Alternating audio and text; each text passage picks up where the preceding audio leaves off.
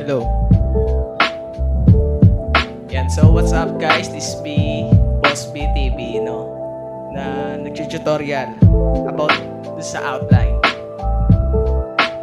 And nakapili tayo ng picture na gagawa natin ng art or ng outline. So ito yung napili kong image. Pipindutin natin yung trace para sa mga beginners, Dahil sa trace, mabilis natin papalitan yung opacity niya. Ayan, like that. Pwede nyo bawasan, pwede nyo dagdagan. But for me, i-100 muna natin siya. Dahil mabilis naman makita yung lalagyan natin ng outline. And second, maglalagay muna tayo ng palette, which is yung pagkukuhaan natin ng kulay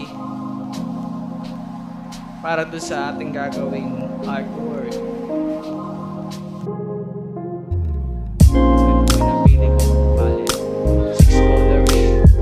6 colors siya. 6 pala. 6 colors ha, pero pipili mo natin ay yung pinaka-outline niya. Dahil outline, muna tayo, tutorial ngayon. Ang outline po, guys, yung sa pinaka, detail siya ng isang artwork mo, Which is yung buhok, yung kilay, yung sa linya doon sa mata, and doon sa jaw, doon sa lips, or doon sa nose, sa ears, yung bawat linya doon, ay yung tinatawag na outline. Which is doon sa overall artwork mo, yung pinaka labas niya, ay yung kulay doon sa outline mo, which is outline siya. Gagamit tayo ng lazy tool, para medyo smooth yung ating gagawing outline.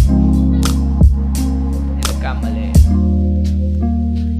Yung opacity po natin, 100 po palagi, Dahil ito po yung pinaka-solid base po ng art. So doon sa buhok, kailangan po nating i-detail mismo yung bawat yung tulis sa buhok, yung points niya,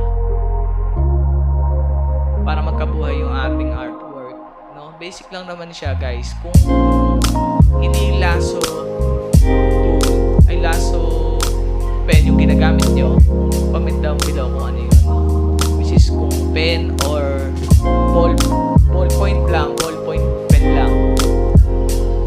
Pero ako lasso tool ako kasi dito ako natuto or mas comfortable. But you can use kung anong ginagamit nyo.